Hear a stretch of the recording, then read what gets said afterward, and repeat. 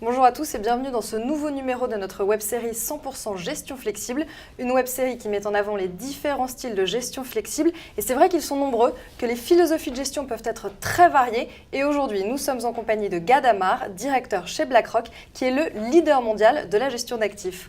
Gad, bonjour et merci d'avoir accepté notre invitation. Bonjour Ingrid et merci de nous accueillir. Je suis ravi d'être avec vous en cette journée. Alors Gad Amar n'est pas le seul à avoir accepté de répondre à nos questions. Nous nous tournerons également vers Frédéric Lorenzini de chez Morningstar pour bénéficier de son éclairage. Puis nous serons rejoints par un CGPI, Édouard Petit-Didier, qui soumettra Gad Amar au feu de ses questions. Mais avant tout cela, une brève présentation de BlackRock et pour ça, nous retrouvons Isor. Bonjour Ingrid, alors BlackRock a été créé en 1988 et il est depuis devenu le leader mondial de la gestion d'actifs. Ses encours sous gestion s'élèvent à 2710 milliards d'euros, son siège est à New York, mais c'est une société présente dans pas moins de 27 pays, totalisant 74 bureaux. Grâce à ses 9000 employés, dont 1600 spécialistes de l'investissement, BlackRock couvre toutes les classes d'actifs, tous les types de gestion, ainsi que tous les véhicules d'investissement.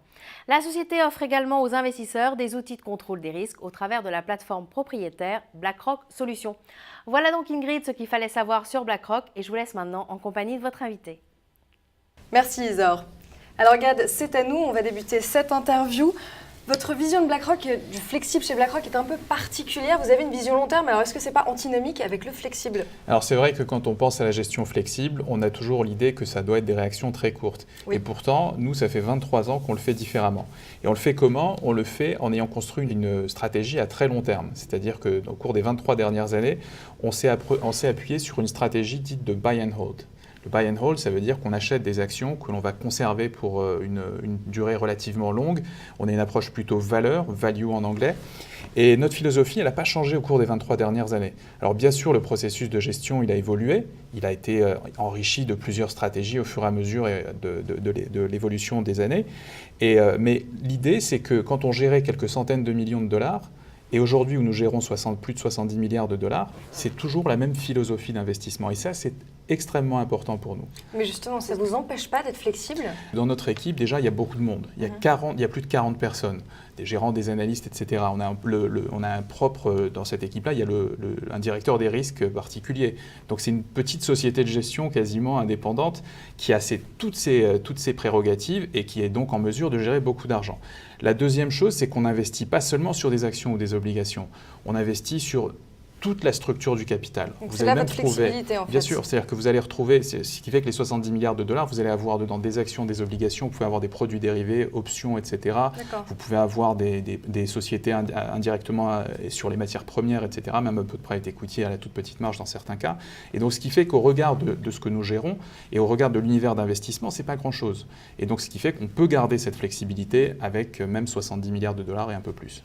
D'accord, donc beaucoup de classes d'actifs différentes, ça veut dire j'imagine que vous êtes exposé à l'international. Ça, c'est une vraie différence par rapport à vos concurrents français? Je pense qu'on peut le dire. Et la vraie question aussi, c'est comment on peut le faire? Parce qu'on a 75 milliards.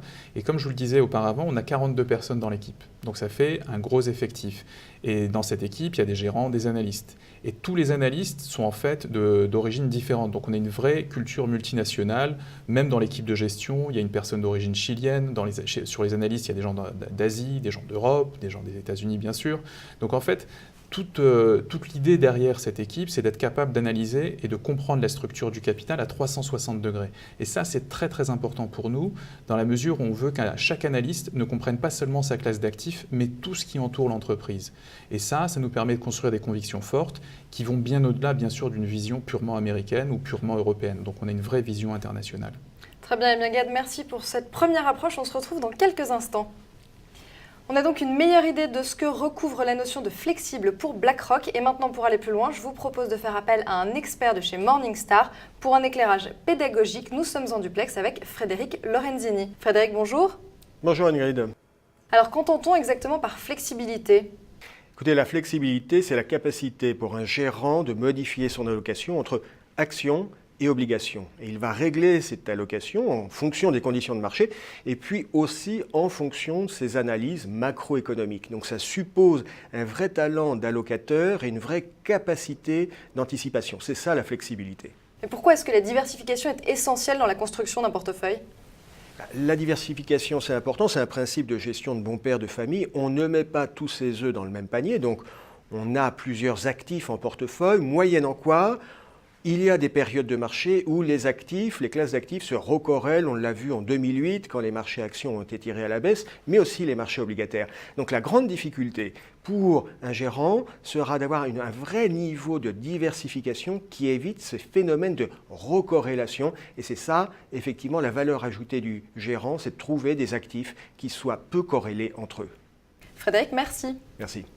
La dernière partie de cette émission est consacrée à un débat et nous avons donc été rejoints par Édouard Petit-Didier. Cet ancien trader et gérant de fonds est maintenant associé du Family Office Allure Finance et le moment est venu pour lui d'adresser toutes ces questions à Gad Amar. Édouard, bonjour. Bonjour Ingrid, bonjour Gad. Bonjour Édouard. Alors quelles sont les préoccupations des CGPI et de vos clients en fait sur le flexible ? En fait, je crois que la première préoccupation, c'est vos encours. Vous gérez des encours qui sont conséquents et moi je me demande comment vous pouvez être encore flexible, première chose, mais surtout avec ces marchés réactifs. On a une grosse diversification sur toutes les classes d'actifs possibles dans un fonds, dans une stratégie de ce type. La deuxième chose, c'est que nous, la flexibilité, on la construit sur le très long terme, c'est-à-dire qu'il s'agit pour nous d'identifier des tendances longues et de faire évoluer progressivement les paris en fonction de ce que l'on voit se construire. Donc on essaye de percevoir en fonction de nos analyses vers où va le marché, vers où vont ce qu'on peut observer au niveau des entreprises, et on va avoir un taux de rotation dans le portefeuille qui est relativement faible, environ 30%. Et donc en fait, on a un mélange d'une construction macro et d'une construction micro qui fait qu'on effectue notre transition et notre flexibilité en douceur et au cours du temps. Et par rapport à ça, vous êtes un gérant américain, essentiellement américain quand même. Est-ce que ça veut dire que vous investissez surtout sur des sociétés américaines? C'est la première chose. Et deuxièmement, ça veut dire que l'exposition que vous avez dans vos fonds est surtout en dollars. Alors, sur l'exposition uniquement en dollars, non, vu qu'on investit au niveau mondial. Et sur l'observation que vous faites, là aussi, sur le fait d'avoir un tropisme américain, c'est vrai que c'est ce qu'on peut observer chez certains gérants. Mais nous, depuis 23 ans, et ça a été la même chose depuis le début, on a tout le temps construit des positions de manière globale. Pour vous donner un exemple et une illustration, en 2006, donc le véhicule européen dont on parle aujourd'hui, avait une exposition inférieure à 20% sur les titres et sur les actions américaines, et aujourd'hui, on a plus de 30%. C'est-à-dire que les paris vont évoluer en fonction des convictions de l'équipe de gestion. Mais ça veut dire que vous avez un objectif de volatilité? Et si oui, comment vous allez pouvoir gérer vos expositions en fonction de cet objectif?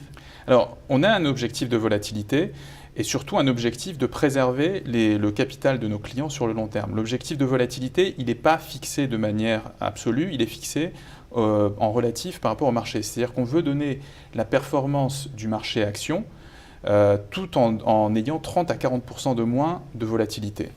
Édouard, on a juste le temps pour une dernière question si vous le souhaitez. Moi, je suis un allocataire. Qu'est-ce qui justifie aujourd'hui de rajouter votre gestion flexible dans mes portefeuilles? Alors, plusieurs choses. La première chose, c'est que le véhicule a été construit pour tout type d'environnement, que ce soit des marchés haussiers ou des marchés baissiers. La deuxième chose, c'est qu'on va vous prendre un exemple, un cas pratique. Notre véhicule européen existe depuis une quinzaine d'années. Donc aujourd'hui, quand vous regardez, on imagine quelqu'un qui, à 15 ans, aurait mis $1 million dans ce fonds. Donc imaginez quelqu'un qui a eu la chance de gagner au loto, ou d'avoir un héritage, ou qui gagne beaucoup d'argent. Qui vend sa société. Et donc, on met $1 million et cette personne va décider de retirer tous les ans, $50 000. Donc on se dit, sur 15 ans, ça fait 750 000. Mais on va en plus rajouter l'inflation qu'on va imaginer à 3%. Donc on est à plus de $900 000 de capital qui ont été retirés. Et bien sur cette période de 15 ans, qui a connu de nombreux soubresauts, on se retrouve avec un capital d'1,6 million. C'est-à-dire qu'on a véritablement fait travailler son capital, et c'est l'objectif de cette stratégie. Donc ça veut dire que pour nos clients, c'est vraiment une gestion long terme que vous proposez? Absolument. Eh bien Gad, ce sera le mot de la fin, le long terme, on retient bien le message. Merci beaucoup. Merci Ingrid. Édouard, merci également d'avoir participé avec nous aujourd'hui. Merci de m'avoir invité. Il reste évidemment encore de nombreuses questions à poser et pour en savoir plus encore, je vous propose de nous retrouver lors du prochain épisode de 100% Gestion Flexible avec BlackRock. Merci de nous avoir suivis, à très bientôt.